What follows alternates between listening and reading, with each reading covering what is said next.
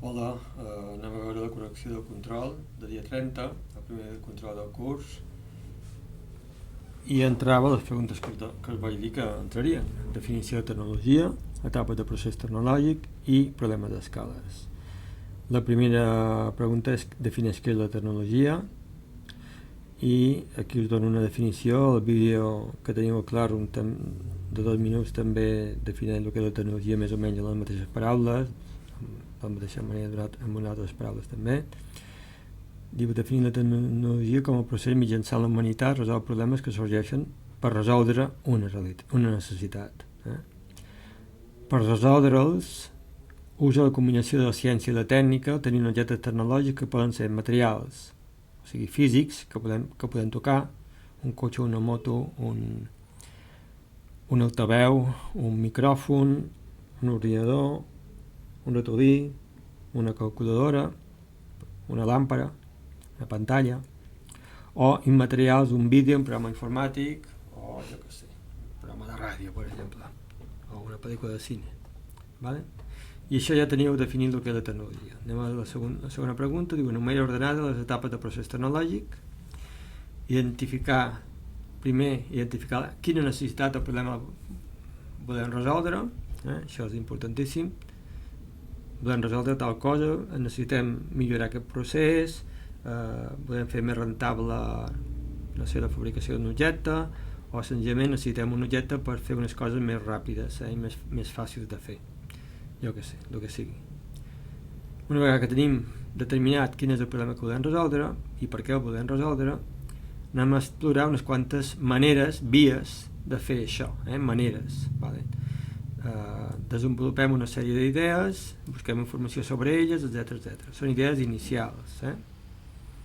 D'aquestes idees, 3 o 4 idees, per exemple, hem buscat informació, i una vegada que tenim de cada idea i hem buscat una miqueta d'informació sobre quines possibilitats tindrien de resoldre d'aquesta manera, doncs triem la que ens sembla millor, més senzilla, més completa, en fi.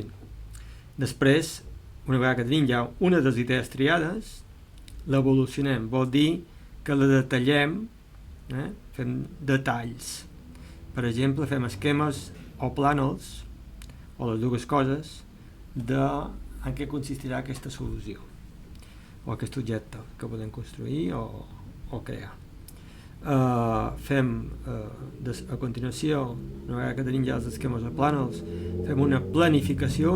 Planificar vol dir això, definir, ordenar i repartir tasques, i ja vam veure que una de les eines per ordenar i repartir tasques és el diagrama de Gantt, i hem de també definir cada feina en què consisteix. A vegades són autodefinides, o sigui, si diem que volem llimar una fusta, doncs està clar que llimar-la, però hi ha feines una miqueta més complexes que potser convé definir-les amb una miqueta més de detall. Vale?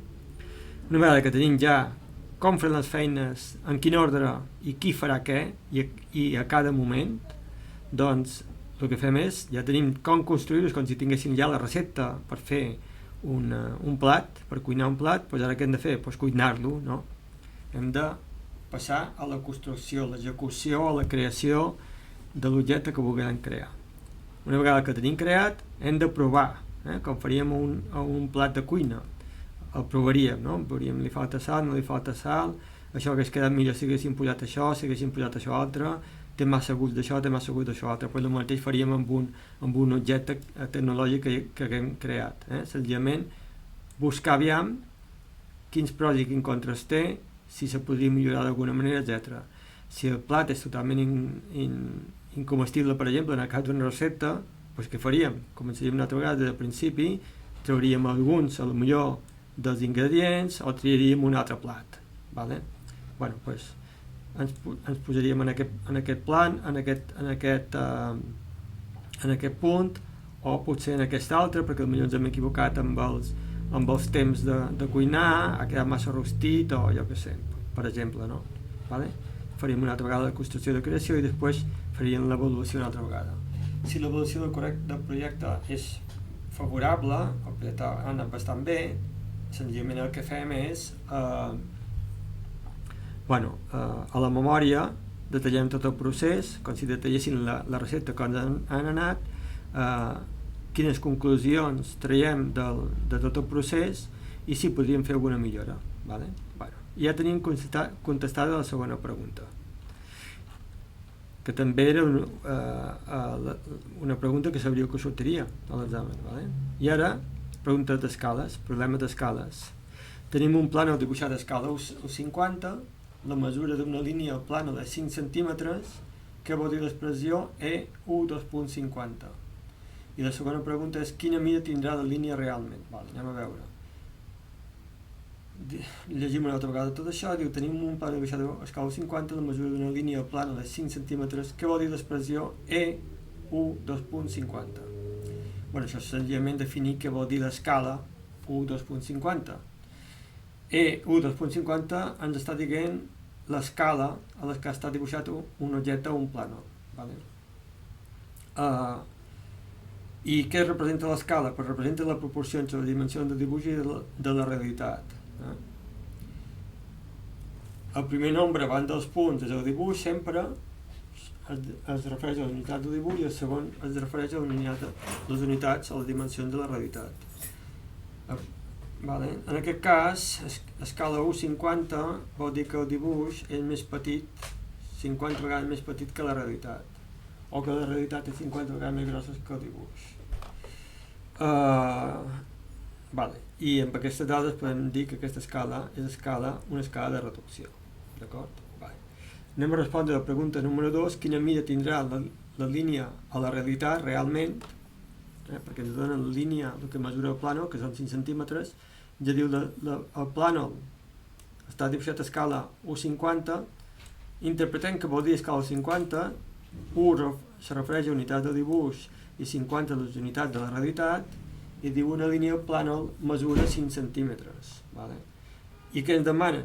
Quan mesura la línia a la realitat. En realitat, aquesta mesura, el que mesura aquesta línia de 5 centímetres al plànol, realment, quan mesura això, no? Aquesta línia. Imagineu que fos una paret, per exemple, jo què sé. Ens demanen quina serà la mida de la línia a la realitat. Interpretem les dades i interpretem què vol dir EU50. Pues ja ho hem dit, vol dir que el dibuix és, amb aquesta escala, 50 vegades més petit que la línia a la realitat. Escrivim l'equivalència corresponent a l'escala, que vol dir una unitat de dibuix equival a 50 unitats de la realitat, i d'aquí, d'aquesta equivalència, ho hem vist a classe, podem treure dos factors de conversió. 1 centímetre de dibuix dividit entre 50 centímetres de realitat, o al revés, 50 centímetres de la realitat per cada centímetre del dibuix. Vale? Ara el que fem és 5 centímetres de dibuix, ho volem convertir a unitat de la realitat, perquè demana quan mesura la línia de la realitat. Vale? Per tant, el que fem és, hem de convertir centímetres de dibuix a centímetres de la realitat. Bueno, doncs quin factor de conversió usem? Doncs usem aquest segon d'aquí. Per què? Perquè ens interessa quedar-nos a obtenir 50 centímetres de la realitat. Vale? Ens assegurem, una vegada hem posat el factor de conversió, que ho podem tatxar. Centímetres de dibuix dividit entre centímetres de dibuix queda 1, el podem tatxar per tant, i ens dona 5 per 50 centímetres de realitat dividit per 1. Això són 250 centímetres de realitat. La resposta vol dir la línia a la realitat mesurarà 250 centímetres. Ja teníem la resposta que ens demanaven. Vale, anem al problema número 4. Diu, hi ha un pont que mesura 150 metres entre un costat i l'altre. Si volem dibuixar a escala 100, quants metres mesurarà el pont al plànol? Vale, ens donen les dades. Diu, un pont mesura de costat a costat 150 metres, volem dibuixar a escala 100. I escrivim el que ens demanen. Quan mesurarà el pont al plànol? Vale. Ens demanen quina serà la mida del pont al plànol, interpretem les dades, que vol dir escala 100, vol dir que el dibuix serà 100 vegades més petit que el pont real. Vale? Escrivim l'equivalència que suposa que ens determina l'escala. L'escala 100 vol dir que una unitat de dibuix equival a 100 unitats de la realitat. Podem treure dos factors de conversió com sempre, un metre de dibuix dividit per 100 metres de realitat, o al revés, 100 metres de la realitat dividit per un metre de dibuix. Fem els càlculs, partim de 150 metres de realitat i volem veure per cada unitat de la realitat quantes unitats són el dibuix, no? Bueno, aquí el que volem és convertir unitat de realitat a unitat de dibuix. Podem tatxar, per tant posem el primer factor de conversió, aquest d'aquí, 1 metre de dibuix entre 100 metres de realitat, posem aquí, ens assegurem que podem tatxar, si no podem tatxar ho hem posat al revés, per tant aquesta és la correcta, metres de realitat dividit per metre de realitat dona 1, i ens queda 150 multiplicat per 1 metres de dibuix dividit per 100. 150 per 1 són 150 dividit per 100, ho fem a la calculadora i ens dona 1,5 metres del dibuix. La resposta és el pont, el plànol mesurarà 1,5 metres si ho dibuixem a escala U100. Tenim una moto que té una llargada d'1,4 metres, problema número 5, i volem dibuixar la moto a escala U25. Quants centímetres mesurarà la llargada de la moto al plànol? Vale. Llegim una altra vegada el problema, posem les dades. La moto mesura 1,4 metres, té una llargada de 1,4 metres, vol dir que de llarg mesura o medeix 1,4 metres o 1,40 metres, és equivalent a escriure una cosa a l'altra, i diu, volem dibuixar a escala U25. Diu, quants centímetres mesurarà la moto al plànol dibuixada la moto a escala U25. Vale. Ens demanen quina serà la mida de la moto al plànol si la dibuixem a escala U25, això és el que ens demanen. Interpretem les dades. EU25 vol dir que el dibuix serà 25 vegades més petit que la realitat. Vale? Escrivim què vol dir la proporció EU2.25, dibuixem aquesta equivalència, escrivim aquesta equivalència, vol dir que una unitat del dibuix equival a 25 unitats de la realitat, i això ens proporciona dos factors de conversió que són aquests dos. Vale?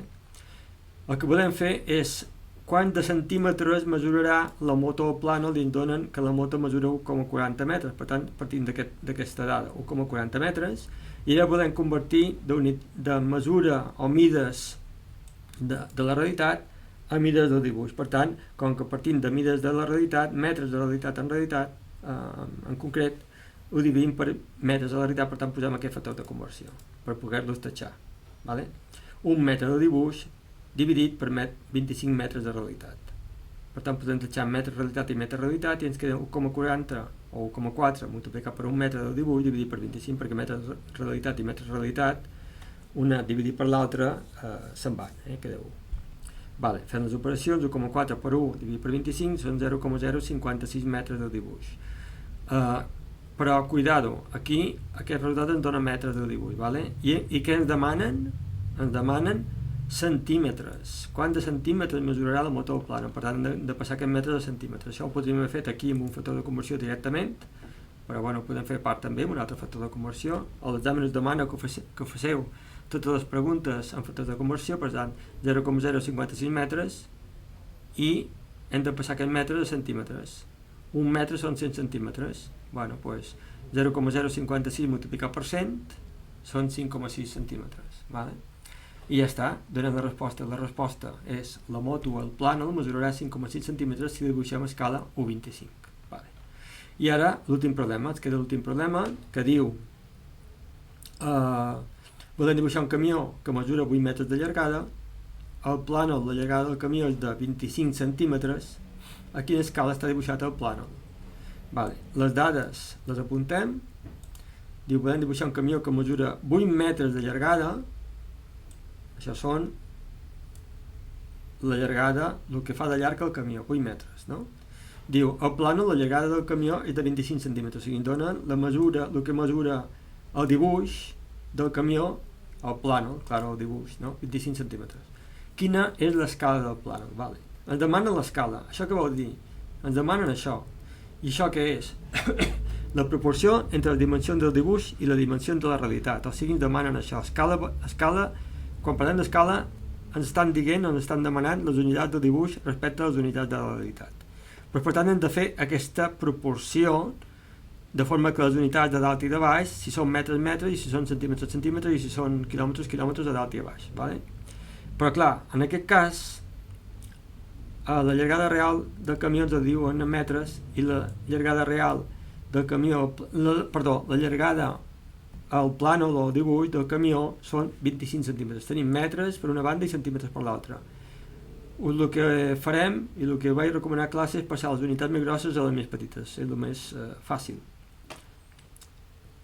Passem al metre de centímetres, perquè un metre és més gran que un centímetre, per tant passem les unitats més grosses a unitats més petites, i passem de metres a centímetres. 8 metres de radialitat el passarem a centímetres de radialitat. Un metre són 100 centímetres, posem aquest factor de conversió per passar de metres a centímetres i ens queden 8% dividit per 1, o sigui 800 centímetres de la radialitat. Vale? Ara hem de buscar l'escala, ja tenim centímetres de la radialitat i centímetres de dibuix, els centímetres de dibuix són 25, centímetres de dibuix, la radialitat són 800 centímetres, per tant fem aquesta proporció perquè l'escala és unitat de dibuix respecte a la unitat de realitat, dividim el número més petit, que és 25 en aquest cas, perquè alguna dels dos nombres, ho vam dir les escales, sempre ha de ser un 1, per tant el més fàcil és que aquest nombre, el més petit, sigui un 1, no? Vale? És el més intuïtiu, a més.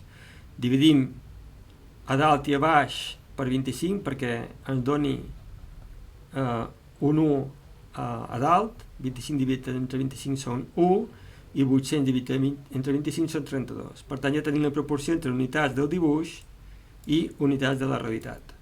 Per cada unitat del dibuix la realitat són 32. Això expressat en forma d'escala, com diuen les normes, és E1 2.32. I la resposta seria el plànol està dibuixat a escala 1.32. I això és tota la resolució de l'examen.